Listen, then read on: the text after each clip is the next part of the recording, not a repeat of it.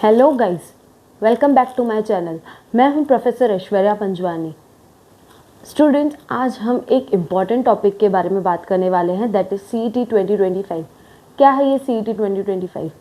इसके एग्ज़ाम्स कैसे होंगे, कब होंगे, इसका सिलेबस क्या है और कितने मार्क्स के एग्ज़ाम्स होंगे। आई नो आपके मन में अभी बहुत सारे क्वेश्चंस हैं। Don't worry, I am here to guide you. Student, CET 2025 से रिलेटेड पूरी डिटेल्स मैं वीडियो में बताने वाली हूँ। वीडियो को एंड तक देखना मत भूलना।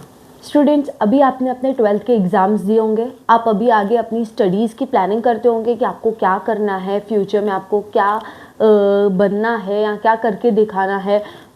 इन केस आप अगर जो BCA, BMS, BBA, BBM ये 4 में से कुछ भी करना चाहते हो, ये 4 फाइनेंसिंग कोर्सेज में से आप कुछ भी करना चाहते हो, तो आपके लिए CET की एग्ज़ाम देना कंपलसरी है। अगर आपने CET की एग्ज़ाम नहीं दी और आप अपने आफ्टर 12th की रिज़ल्ट आप अपने कॉलेज में गए, BCA, BBM, BMS, BBA के एडमिशन लेने के लिए, तो आपको एडमिशन नहीं मिलेगी क्योंकि आपने CET की एग्ज़ाम्स नहीं दी है। तो CET की एग्ज़ाम देना is compulsory for each and every student who wants to take these self financing courses. Example, मैं स्टूडेंट्स को सजेस्ट करती हूँ कि आप चाहे ये कोर्स करना चाहो या नहीं करना चाहो, आप प्रेफर करो कि आप CET की एग्ज़ाम्स दे दो। सपोज आपने अभी डिसाइड किया हुआ है कि मुझे BAF करना है, मुझे BCom करना है, मुझे BBI करना है, मुझे BFM करना है, आपने अपना माइंडसेट कर दिया है कि मुझे ये सब कोर्सेज करने हैं, लेकिन आपने सडन अपना माइंडसेट चेंज कर दिया कि मुझे इनमें से नहीं, मुझे BMS करना है, मुझे BAF नहीं करना है, मुझे BBA करना है, मुझे BCom नहीं करना, मुझे BBA करना है, मुझे BFM नहीं करना, मुझे BBM करना है, तो आपको एडमिशन नहीं मिलेगी क्योंकि आपने CET की एग्ज़ाम नहीं दी होगी।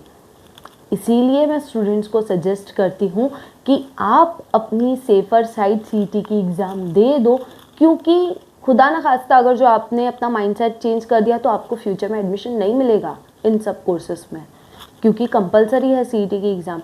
अगर जो आपको एडमिशन नहीं मिलेगा तो आपका ईयर वेस्ट हो गया।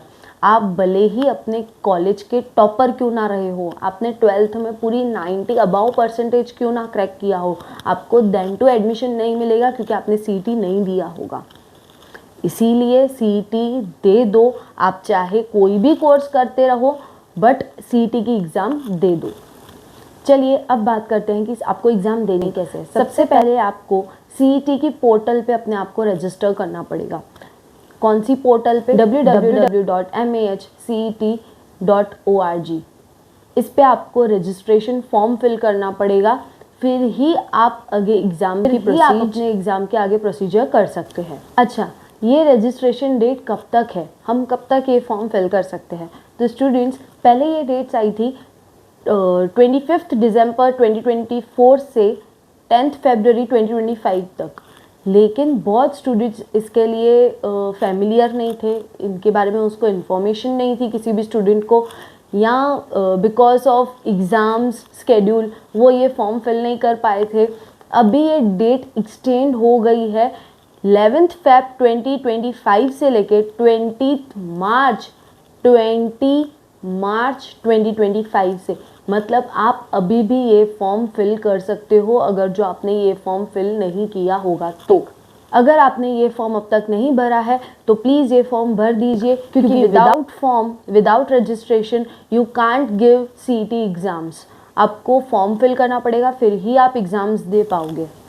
मैम, आपने रजिस्ट्रेशन डेट्स तो बता दी, कौन सी वेबसाइट पे रजिस्टर करना है आपने ये भी बता दिया, अभी इसकी एग्ज़ाम्स कब होंगी मैम वो भी बता दीजिए। तो स्टूडेंट्स, आपकी एग्ज़ाम्स होगी या 29 अप्रैल 2025, 30 अप्रैल 2025, 2 मई 2025। इन तीनों डेज़ में से कोई भी एक दिन पे आपकी एग्ज़ाम होगी। आप फॉर्म फिल करेंगे, आपको ये वेबसाइट पे अपडेटेड रहना पड़ेगा, इसमें ही आपको सारी अपडेट्स आएंगी कि आपकी हॉल टिकट कब आने वाली है। आपकी हॉल टिकट आ जाएगी, उसके बाद आपको पता चलेगा आपकी कौन सी रिस्पेक्टिव डेट पे एग्ज़ाम है। इन 3 दिनों में से कोई भी एक दिन आपका एग्ज़ाम होगा। आपका जैसे 12th में सेंटर लगा था, इस एग्ज़ाम में भी आपका सेंटर लगेगा। एग्ज़ाम आपका ऑनलाइन फॉर्म में होगा। अभी बहुत स्टूडेंट्स के मन में बहुत खुशी होगी कि एग्ज़ाम्स ऑनलाइन फॉर्म में है। जैसे पेंडेमिक में जुगाड़ किया था, इसमें भी जुगाड़ कर लेंगे, इजीली हम ये एग्ज़ाम्स पास हो जाएंगे। नो, क्लियरली नो, क्योंकि मैंने पहले ही बोला कि आपका सेंटर लगेगा। पेंडेमिक के टाइम पे आपने घर बैठे एग्ज़ाम दिए थे, यहाँ पे आप कॉलेज में जाके एग्ज़ाम दोगे। हर एक स्टूडेंट को सेपरेट कंप्यूटर होगा। And main topic, mobiles allowed नहीं है, बुक्स अलाउड नहीं है, एंड एक एग्ज़ाम रूम में 2 सुपरवाइजर्स कम से कम होंगे ही होंगे। तो ये एग्ज़ाम्स बहुत स्ट्रिक्ट होती है। MCQs पैटर्न है, 4 ऑप्शंस होंगे, उसमें से कोई भी आपको एक सिलेक्ट करना है। ये एग्ज़ाम का फॉर्मेट है। So don't compare your this CET exams to your pandemics exams. अगर जो आपने पेंडेमिक से इसको कंपेयर किया तो फिर आप इजीली पास हो जाओगे, लेकिन उसमें सेंटर नहीं था, इसमें सेंटर है, इसमें कंप्यूटर बेस्ड है एंड 2 सुपरवाइजर्स रहेंगे। फॉर्म फिल करने के बाद आपको CET की साइट पे अपडेटेड रहना पड़ेगा। अगर जो आप अपडेटेड रहेंगे तो आपको पता चलेगा आपका सेंटर कहाँ लगा है, आपको हॉल टिकट कब मिलने वाली है, आपकी रिस्पेक्टिव 3 दिन में से कौन से दिन पे एग्ज़ाम है। चलिए गाइज, अब बात करते हैं एग्ज़ाम रजिस्ट्रेशन फ़ीस की। अगर जो आप ओपन कैटेगरी में आते हैं तो आपकी फ़ीस होगी 1000 रुपीज़। अगर जो आप रिज़र्व कैटेगरी में आते हैं तो आपकी फ़ीस होगी 800 रुपीज़। लेकिन आपको exam fees during form filling ही करना पड़ेगा। ऑनलाइन मेथड से ही फॉर्म फिल करना पड़ेगा। चेक वगैरह कुछ नहीं चलेगा, कैश चेक कुछ नहीं चलेगा। आपको online method during form filling ही करना पड़ेगा, तभी ही फॉर्म आपका एक्सेप्ट होगा, तभी ही आप एग्ज़ाम दे पाओगे। सो स्टूडेंट्स, मैंने आपको अभी रजिस्ट्रेशन डेट्स बता दी, एग्ज़ाम्स डेट्स बता दी, एग्ज़ाम फ़ीस बता दी। अब बात करते हैं सब्जेक्ट्स कौन से आने वाले हैं। आपको 4 सब्जेक्ट्स आने वाले हैं। English language, first one is English language, second one is reasoning, that is verbal and arithmetic, third one is general knowledge and awareness, fourth one is computer basics. अभी इन सब्जेक्ट्स में क्या क्या टॉपिक्स आएंगे, आपको कितने मार्क्स के लिए एक सब्जेक्ट होगा, उसके बारे में बताती हूँ। अब बात करते हैं इंग्लिश में आने क्या क्या वाला है आपको। इंग्लिश में आपको पैसेज आएगा, आपको अपोजिट्स आएंगे, एक्सप्रेशंस आएंगे, सेंटेंस कंप्लीट आएंगे, मीनिंग्स आएगी, ये सब आप ग्रामर आएगा आपको। एग्जाम्पल, आपको एक पैसेज दिया होगा, आपको पैसेज रीड करना है, पैसेज से रिलेटेड एक क्वेश्चन दिया होगा, उसके नीचे उसके 4 ऑप्शंस होंगे, आपको पैसेज रीड करके उनके 4 में से कोई भी एक ऑप्शन सिलेक्ट करना है। ये है आपका इंग्लिश का सिलेबस, मतलब आपको इंग्लिश में क्या क्या आएगा। सेकंड सब्जेक्ट कौन सा था, reasoning, that is verbal and arithmetic. अभी ये जो सब्जेक्ट है वो मैथ्स बेस्ड सब्जेक्ट है, यहाँ पे लॉजिकल क्वेश्चंस रहेंगे, आपकी सॉल्विंग कैपेसिटी पता चलेगी कि स्टूडेंट कितना इजीली ये क्वेश्चन सॉल्व कर सकता है। इसके लिए आपको थोड़ी प्रैक्टिस करनी पड़ेगी, क्योंकि बेसिक से लेके हार्ड लेवल का सम आ सकता है इसमें, तो ये सब्जेक्ट की प्रैक्टिस ज़्यादा अच्छे से करना। Third one, general knowledge and awareness. General knowledge मतलब मैं बोल सकती हूँ इन शॉर्ट जीके के बारे में आपको पता चलेगा। दैट इज़ आपको, जैसे अभी हमारे करंट अफेयर, कंट्री में क्या चल रहा है, इंटरनेशनल कंट्रीज़ में क्या चल रहा है, मतलब हमारी इंडिया में क्या चल रहा है, इंडिया के बाहर क्या चल रहा है, इसमें आपको कंट्री से रिलेटेड क्वेश्चन आएंगे, स्पोर्ट्स से रिलेटेड क्वेश्चन आएंगे, इंटरटेनमेंट से रिलेटेड क्वेश्चन आएंगे।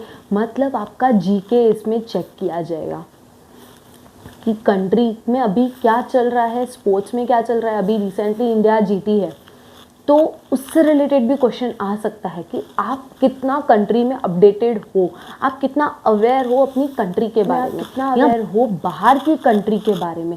इसमें आपका ओवरऑल जीके पूछा जाएगा कि आप कितना अपडेटेड हो, कितना अवेयर हो। लास्ट सब्जेक्ट, कंप्यूटर बेसिक्स में क्या होगा, आपको CPU क्या होता है वो पूछा जाएगा, input device, output device, hardware, software, computer से रिलेटेड आपको नॉलेज पूछी जाएगी। आजकल के स्टूडेंट्स कंप्यूटर से रिलेटेड तो काफ़ी अपडेटेड है, उनको पता है इंटरनेट क्या है, सोशल मीडिया क्या है, कंप्यूटर के बिना क्या हो सकता है, क्या नहीं हो सकता है, स्टूडेंट्स को वो भी पता है। तो इसमें आपका कंप्यूटर का बेसिक पूछा जाएगा, बेसिक क्वेश्चंस ऑफ कंप्यूटर पूछे जाएंगे आपसे। ये चारों सब्जेक्ट सुनने में तो लगता है कि बहुत ईजी है, स्टूडेंट्स बहुत ओवर कॉन्फिडेंस भी हो जाएंगे, यार हम बिना पढ़े ये सब्जेक्ट इजीली क्लियर कर सकते हैं, हम बिना पढ़े ये चैप्टर्स अच्छे से कर सकते हैं। तो मैं बता दूं, ओवर कॉन्फिडेंस में मत जाइए, अपने आप को प्रिपेयर रखिए, अपने आप को सेल्फ स्टडी कीजिए या क्लास लगाइए, क्योंकि बिना पढ़े बिना प्रैक्टिस किए आप एग्ज़ाम नहीं दे पाओगे। तो स्टूडेंट्स अब पता करेंगे इन 4 सब्जेक्ट्स में आपको कितने क्वेश्चंस पूछे जाएंगे और कितने मार्क्स के लिए पूछे जाएंगे। सबसे पहले बात करते हैं इंग्लिश की। इंग्लिश आपका 30 मार्क्स का होगा, ईच क्वेश्चन फॉर 1 मार्क, मतलब टोटल आपका इंग्लिश 30 मार्क्स का होगा। नेक्स्ट रीजनिंग आपका होगा 40 मार्क्स का, दैट इज़ 40 क्वेश्चंस पूछे जाएंगे, 1 mark for each question. Next reasoning के बाद जनरल नॉलेज एंड अवेयरनेस में आपको 15 क्वेश्चंस पूछे जाएंगे, 1 mark for each question, total marks is your 15।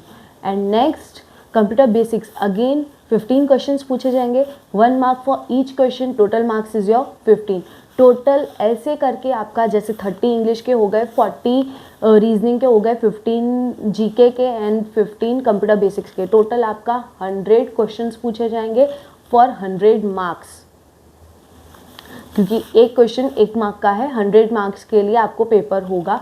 अभी 100 मार्क्स के लिए आपको टाइमिंग कितना मिलेगा? 100 मार्क्स के लिए आपको मिलेंगे 90 मिनट्स, मतलब एक क्वेश्चन के लिए आपको लेस देन अ मिनट मिल रहा है। तो आपको स्टार्टिंग से अपनी स्पीड पकड़नी पड़ेगी। और एक इंटरेस्टिंग बात बताऊं, आप बहुत खुश हो जाएंगे, ये एग्ज़ाम में आपकी कोई भी नेगेटिव मार्किंग नहीं है। आपने अगर जो कोई क्वेश्चन का आंसर गलत भी दे दिया तो फिर आपको इसमें नेगेटिव मार्किंग नहीं है। जैसे नीट, फाउंडेशन, इसमें एग्ज़ाम्स होती है ना, आपको ये एंट्रेंस एग्ज़ाम में कोई भी नेगेटिव मार्किंग नहीं है, ठीक है। आपको ये एग्ज़ाम सिर्फ और सिर्फ इंग्लिश फॉर्म में ही होगा, कोई भी ऑप्शन नहीं है कि आप मराठी में रहो, हिंदी में रहो या उर्दू में रहो, सिर्फ और सिर्फ इंग्लिश फॉर्म में ही आपका ये एग्ज़ाम होगा। नेक्स्ट, अगर आपको टॉप कॉलेज में एडमिशन लेनी है तो सीईटी के लिए स्मार्टली प्रिपेयर कीजिए एंड ज्वाइन करिए मेरा क्लासेस ओनली ₹1000 में फॉर सीईटी एग्ज़ाम्स ओनली। अगर जो ये वीडियो आपको हेल्पफुल लगा हो तो लाइक करें, शेयर करें एंड सब्सक्राइब करें and DM us on Instagram or Facebook for joining our classes. Thank you.